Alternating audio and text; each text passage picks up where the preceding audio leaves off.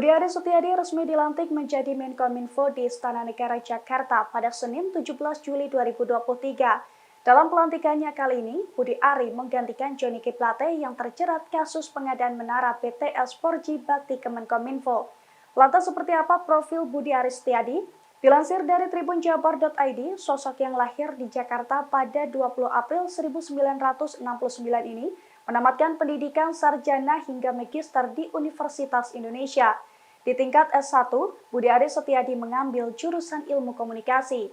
Sementara pada tingkat S2, ia mengambil jurusan manajemen pembangunan sosial. Budi Aris Setiadi dikenal aktif dalam berbagai gerakan mahasiswa saat masih duduk di bangku kuliah. Di bidang media dan jurnalisme, ia pernah mengelola Mingguan Media Indonesia pada tahun 1994 hingga tahun 1996.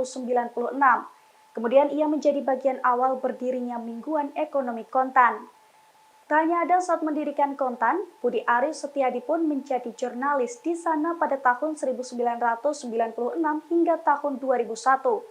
Sementara di bidang politik, Budi Aris Setiadi pernah menjabat sebagai Kepala Balitbang PDI Perjuangan DKI Jakarta pada tahun 2005 hingga tahun 2010.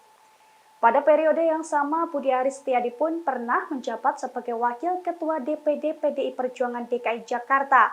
Menjelang pemilu 2014, ia bergerak aktif dengan mendirikan Projo, sebuah kelompok relawan pendukung Jokowi pada tahun 2013.